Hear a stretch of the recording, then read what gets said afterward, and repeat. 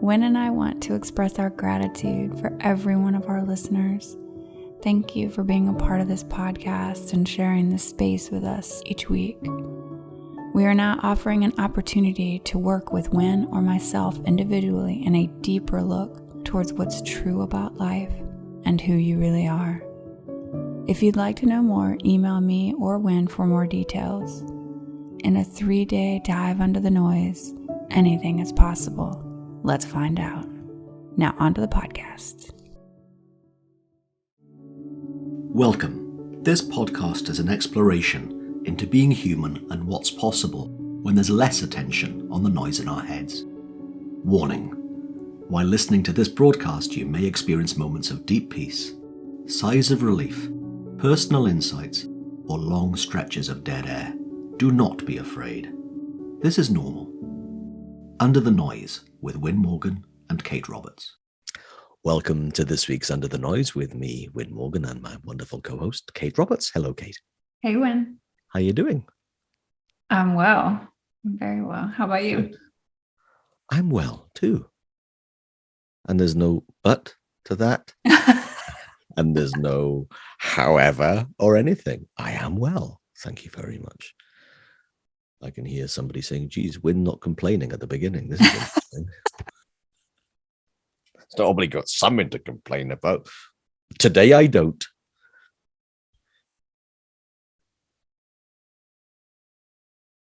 A few minutes ago, before you hit record, I gave you a list of thoughts about what to talk about. Because yes, dear listener, I had some thoughts about what we might talk about today, because it's my turn.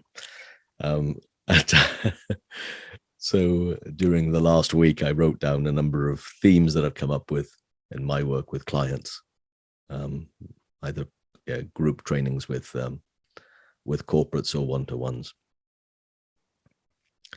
And the one that you chose, because then after the 4 of my list, I asked you to choose which one you like. And you went for hope versus expectation. So what was it in that for you was, let's talk about that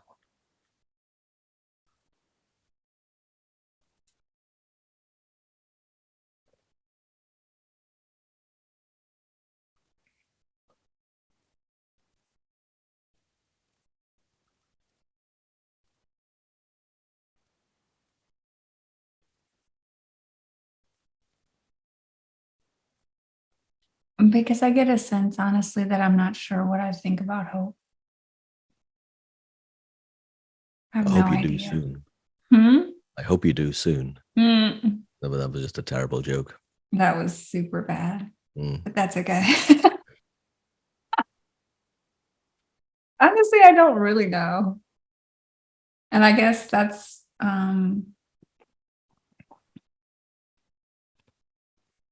what makes it interesting for me. Yeah.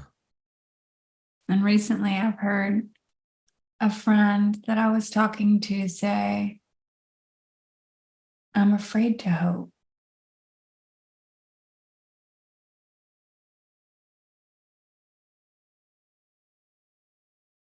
Which I understand. I understand where she's coming from and how that would look like a bad thing if it didn't turn out the way she wanted it to. Like somehow hope. And I don't know this for sure, but somehow if I hope and it doesn't work out, then it makes it worse than if I didn't and it didn't work out the way I wanted. Yeah. Hope would make it worse.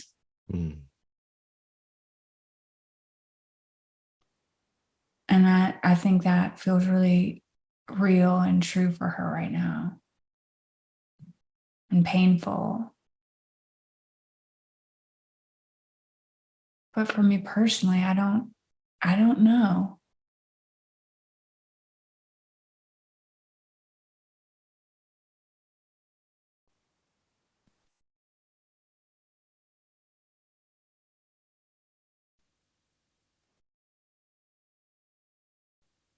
Like, is hope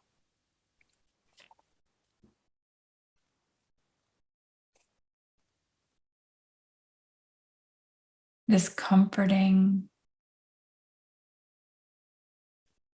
place for us as human beings where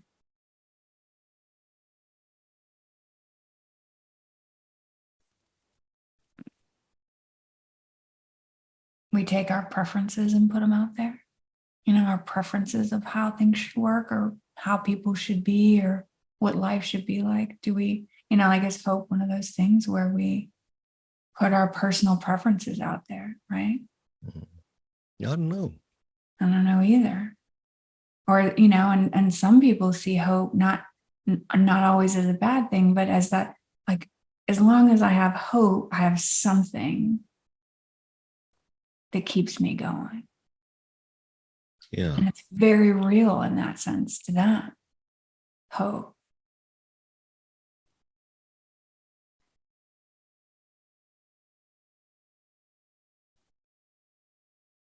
So I see what the different ways that hope plays out for people in their experience. I'm just not sure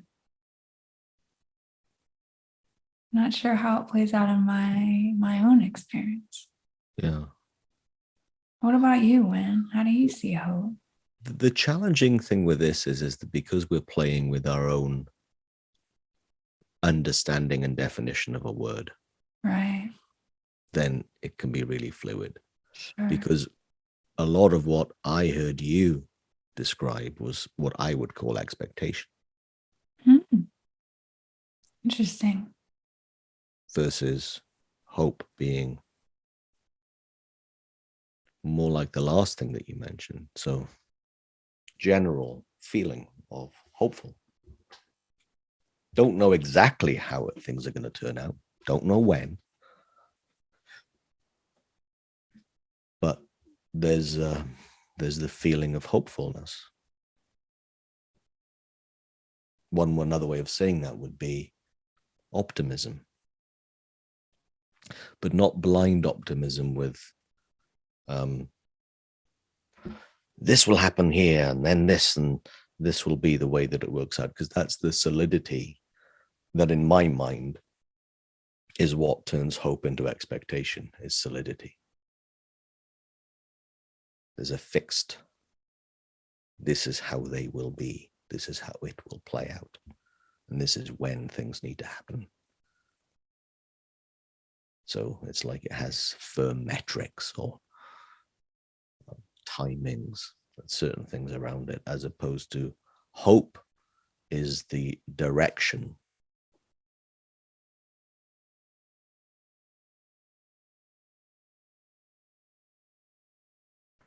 And expectation's a fixed point.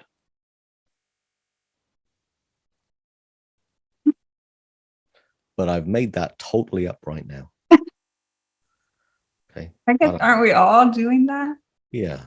But that's what seems fresh to me right now about the distinction between those two words.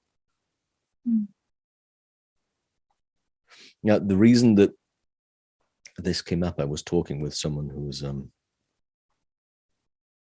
the head of a division in their company in Europe. And it was amazing to me how many expectations they had about other people and themselves. And that they were constantly disappointed in themselves and in other people. And we talked about the danger of expectations, which is, not real. It's not a true danger, but, it's the shortcoming, should I say, the shortcomings in expectation. Because we don't know how things are going to work out. We don't know how we're going to do. We don't know how other people will behave. And to me as well, as I remember vividly having a conversation with one of my mentors and saying that effectively, while talking to a third party, but really this was about me, saying expectations are the enemy of performance. And to me, it's just like, what does he mean? But it just struck me as we were kind of debriefing, having said goodbye to his client, that I was so fixed on the expectations and my mind was so closed on that I wasn't so open to anything outside of the parameters that I'd put in place, unknown to me that I was putting parameters in place. And it had more of me on my mind and more, how are they measuring up? How is it measuring up? As opposed to living and expressing and creating. I was measuring as opposed to expressing. It's like I was a champion auditor of how people were doing compared to my expectations and how I was doing compared to my expectations. And it's not fun. I don't like being an auditor. I'd rather be expressing. I'd rather have the freedom to do that. And to me, when I have the freedom of mind to be able to express and notice everyone else's real-time responsiveness, things just tend to go an awful lot more smoothly. And I also, to this client, said that in a retreat about a year ago, one of the participants said something to me I'd not heard before, but a few other people on the retreat had. And it was, expectations are premeditated resentment. Now, me and the person running the retreat with, Lorna, who's been a guest with us as well, right? Lorna, we were just going, wow. And we got the Sharpie, and it was one of the two things that was actually put up on the glass in the window of, one of the more profound points that was raised over that entire weekend. But it's just true. Expectations are premeditated resentment. Which goes back to your story as well, from that person who said, I don't want to feel hopeful because I might be disappointed. That's what predetermined resentment would actually be. So I don't want to have bottled up disappointment.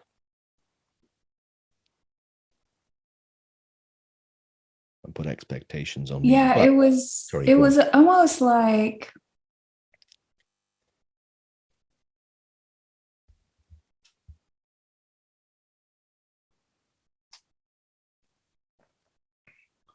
somehow if I hope, then there's further I'll fall. Yeah. Like it's a guarantee that it will hurt, that it didn't turn out the way I wanted it to, but hope would make it hurt more. Like there's more if I hope for something different. Yeah. And that to me is how I would describe expectation. Yeah. Because if someone remains hopeful, and it's not about a defined outcome, a defined feeling, a defined state by a certain point, then it's the direction of hopeful. Then to me, that couldn't have disappointment in it. Yes, but what does hope look like without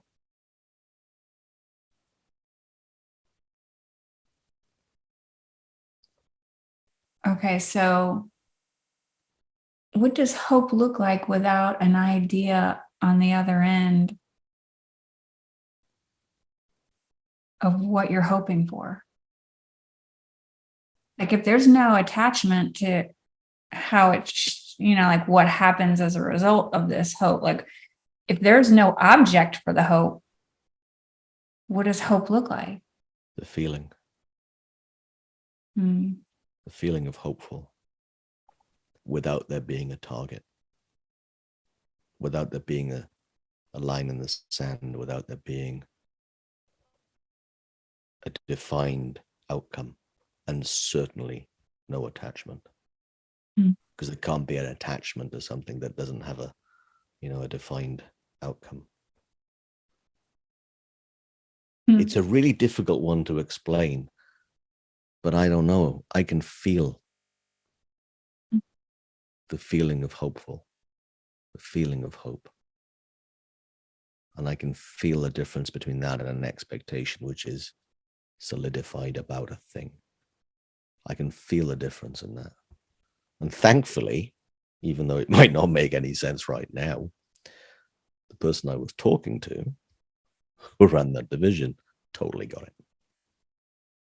Saw the difference. Oh, I can be hopeful for the way things work out without that being a burden, without that being the potential for disappointment, because it was just ultimate. And it was, again, the direction and the feeling of hopeful as opposed to the fixed expectation of outcome. And to me, hope is very helpful. An expectation might well be resentment, freeze-dried, waiting for water.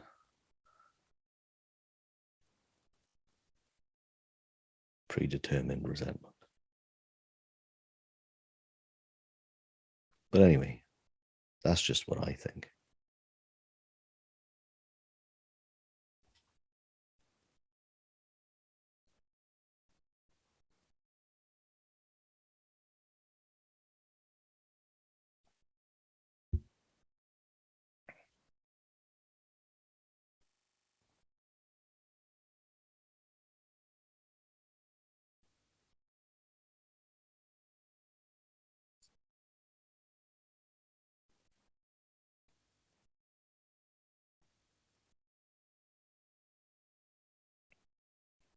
The way you describe hope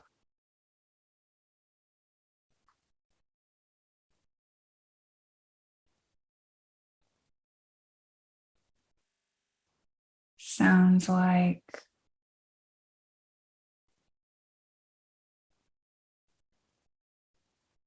hoping from the unknown.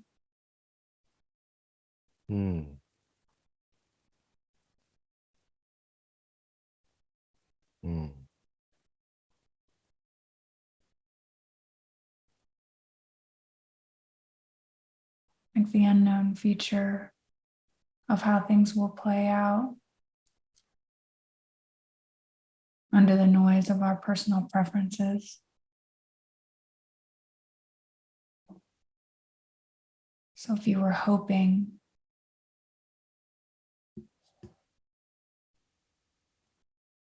from the unknown, that sounds like what you're describing. Yeah. From the unknown into the unknown. Yeah, it's like hope before the four. Hopeful before the four. Like not hopeful for something or some outcome. Yeah. Yeah. Just hopeful. Yeah. Period.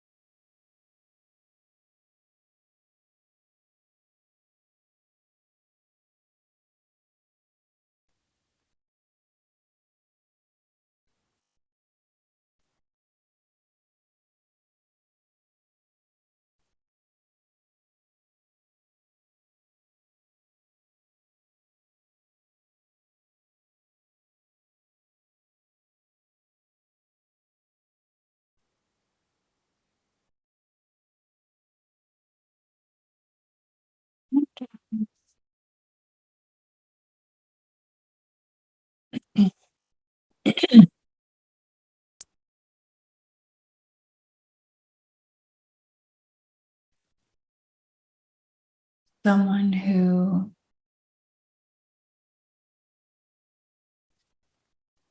like allows and accepts anything in life experience to show up. Like just allows it all, knowing that whether or not we can see it,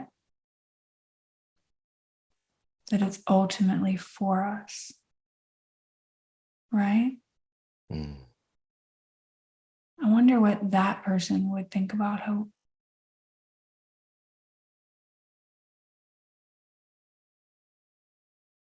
If it was all okay.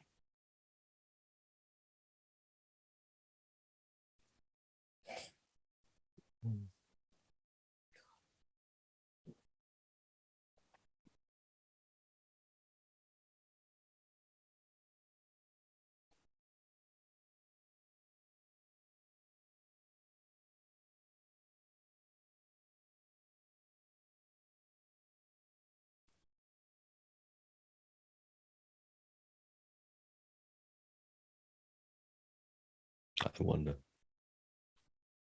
Mm.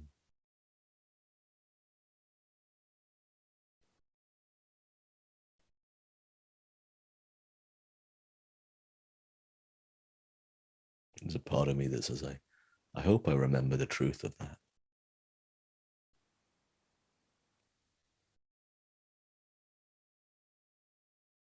And then I thought, I wonder what an expectation would be about it.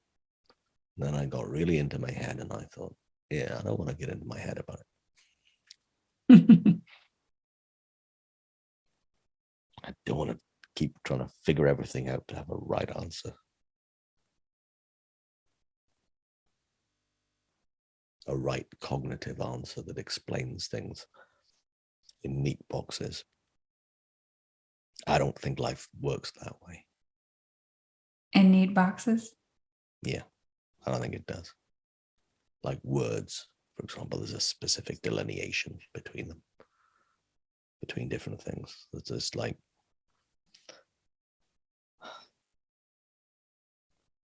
we like to put things in neat boxes. I don't think anything really works like that.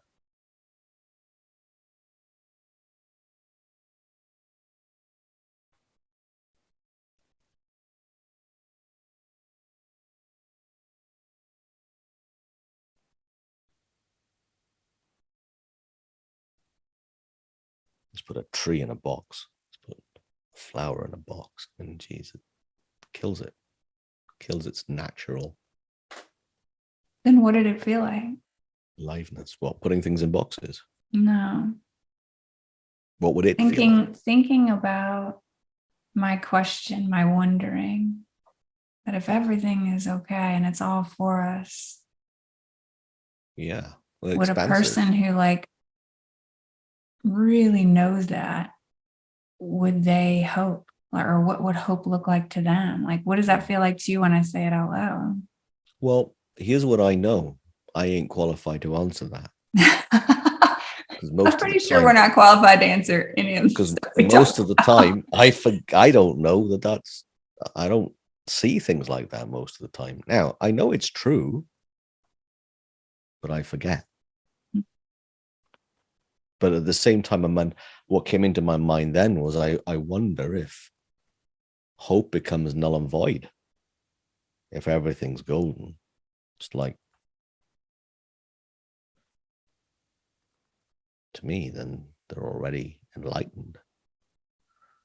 So what is the enlightened person hopeful? I don't know. Do they need hope? That's the point, right? I don't know. But as someone who isn't enlightened, I find hope quite helpful. And I find expectations not so helpful. So for anyone enlightened out there, let us know.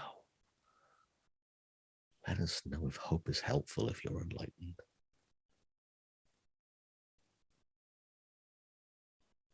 You know, Wyn Kate would say that enlightenment is being able to recognize the stressful thinking that you have in any moment.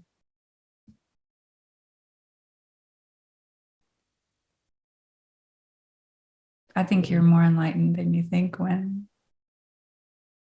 Maybe your question is a better definition of enlightenment. One way of knowing someone's enlightened is that hope is redundant, and expectations wouldn't even occur in their mind.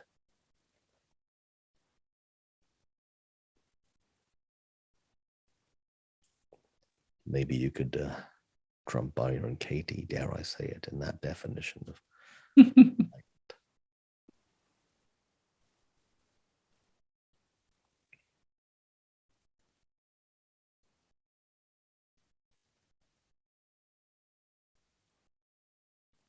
again, I feel very unqualified to venture there.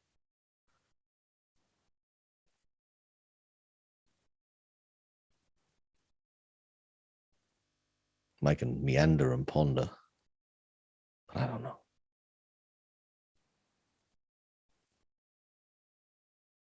I think it is pretty cool, though, that the one word hope,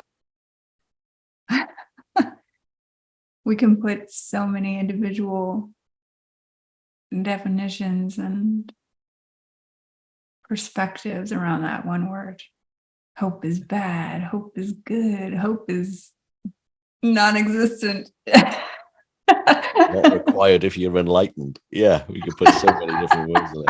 Hey, for Christmas, my mother got me this book, right? And it just happens to be here on my desk in the office.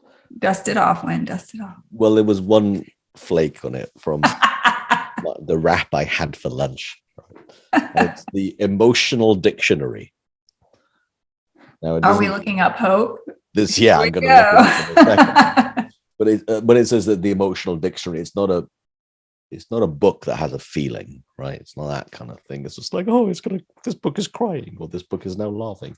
It's not that kind of thing. I could tell that wasn't very funny, so I will move on. You knew it right away. Yeah, well, I could see through the corner of my eye as I'm trying to remember the alphabet. H-I-J. All right. Hungovers in here. Hunch. Let's have a look.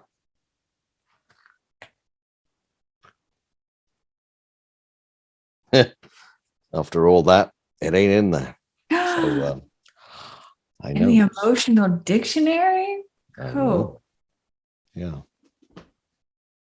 But then I suppose it's not a definition of might not be an emotion. Hopeful, I'd imagine would be, but it ain't. We tried to find overwhelm in there. Remember the first episode we were recording after Christmas? And we tried to find what? What did we try to find? Overwhelm, that's right. Yeah. So the expectation I had was overwhelm will be in here. Yours too. And you go, what? And I said, what? So disappointing. I know. But I hoped hope was in there, but I wasn't expecting it. So I'm not disappointed. Oh. I'm glad you laughed at that. So what have we learned in our little chat? I don't know. Well, we haven't really gotten to expectation yet, other than it seems like not a good thing. It looks like a good thing. But to you, expectation doesn't sound like something great. Yeah. Closes me down. It closes you down.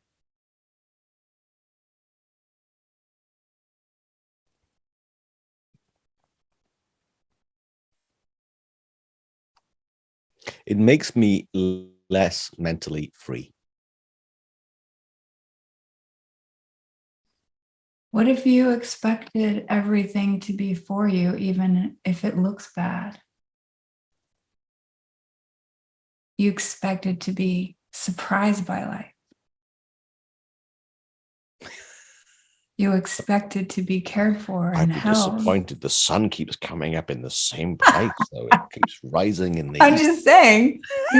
I'm not surprised at all. Why does the earth turn the same way?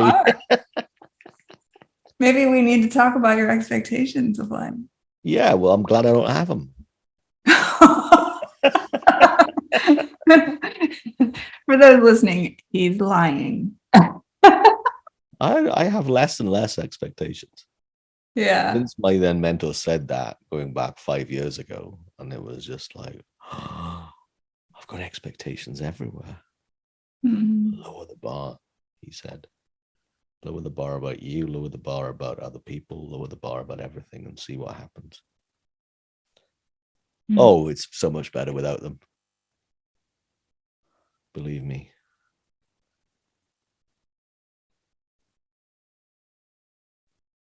Both mentally, emotionally, and in real results. What actually has happened in the world of form in my life, far better without them.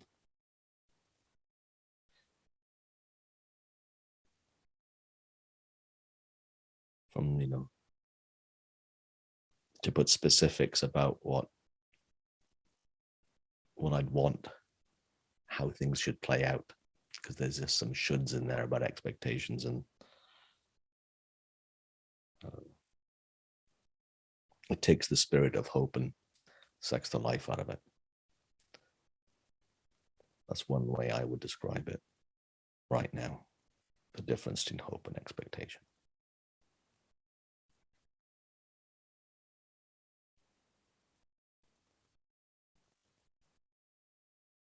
Puts the formless beauty of hope into a form that can be, what did we say earlier on, predetermined resentment. Yeah. Because as someone wise said in the last 2 minutes, life is full of surprises.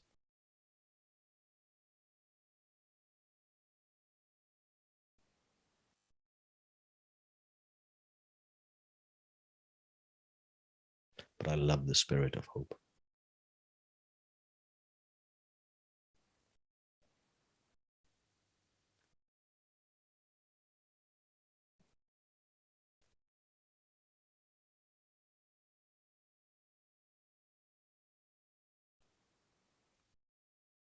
Premeditated, that was the word, premeditated resentment.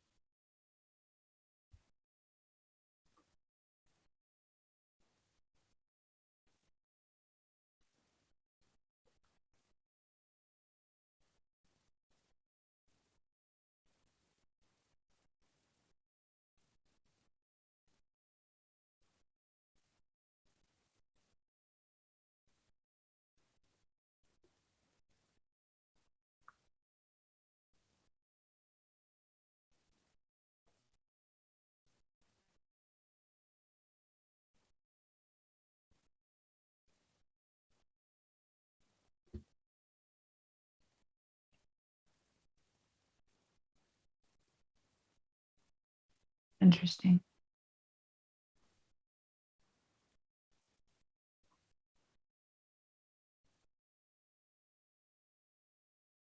How different our meanings can be for those two words.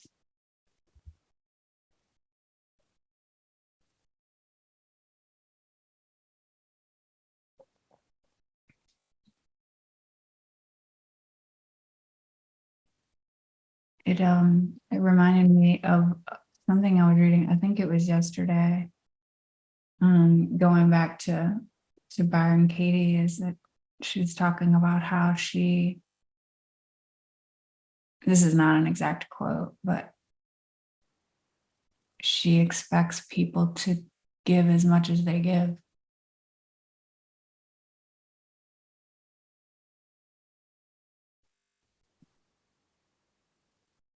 She has expectations that people will stay as long as they stay and go when they go. Like there's Pretty loose. like her expectation is like moment to moment that people will give what they can give, almost as if her expectation is they'll show up exactly as what makes sense for them, right? To give as much or as little as they give.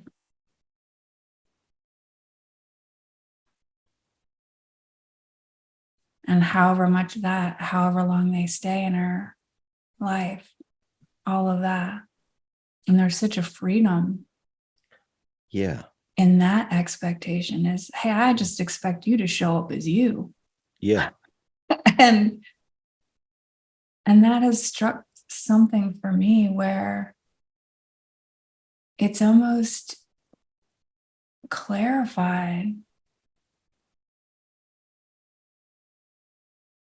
almost like it takes a flashlight and it shines it on my expectations of people to be any different, or life to be any different than it is. Like, I'm not saying my expectations are good or bad. When somebody talks from a space where they just expect what's happening to be happening, and for people to be exactly who they are and to give exactly as much as they're giving or not, it almost like it takes me into a space where I drop in and I can see all my expectations and how I expect people to show up different. And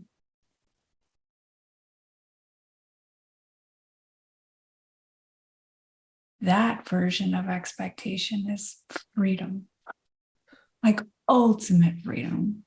And so I just love this conversation, man, because the word expectation can be so small and focused and bad and hurtful. And then the word can be expansive. And that to me is the bit that matters, not how we define certain words. If something feels restrictive, then there may be something else on offer that could be more powerful, helpful, more joyous, and a smoother experience for us and for everyone else in our lives.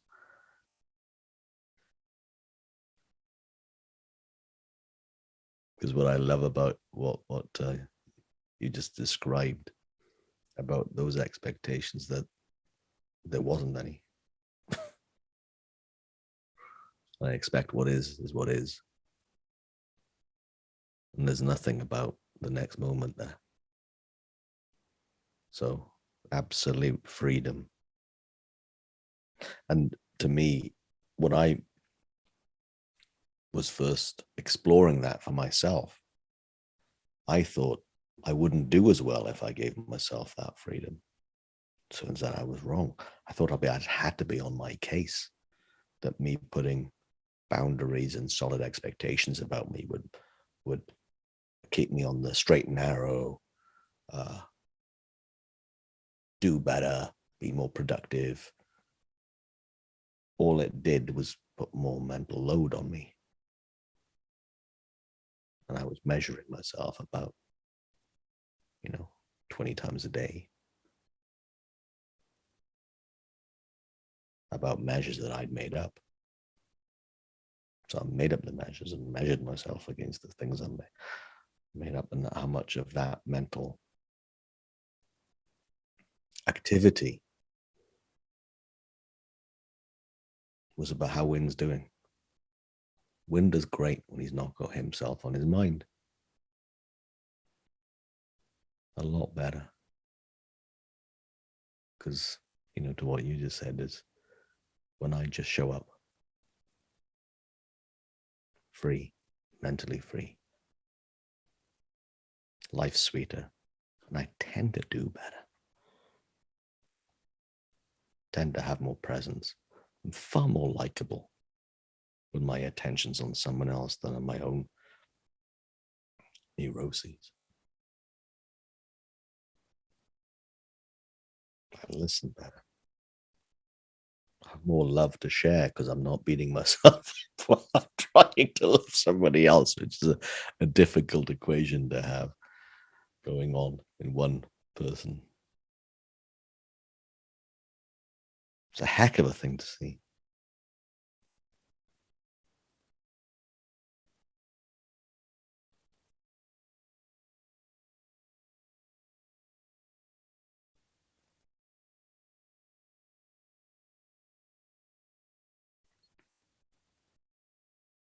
I think it's also a really beautiful reminder about words.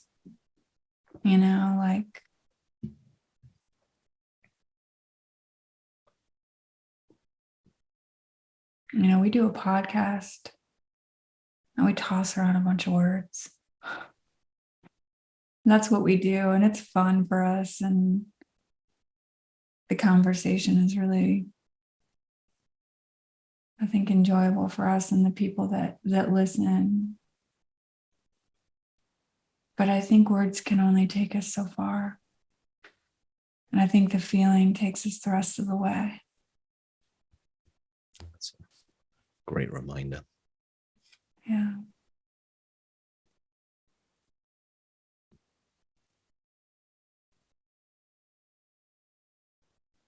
Yeah. Thanks, Wyn. Thank you, Kate. You've been listening to Under the Noise. I'm Kate Roberts. I'm here with Wyn Morgan. If you have any questions or comments, definitely reach out. We'd love to hear from you. Or even suggestions for topics if something interests you as well. We love those suggestions. And we appreciate you and all of our listeners and everybody who emails, and we have a lot of appreciation for you.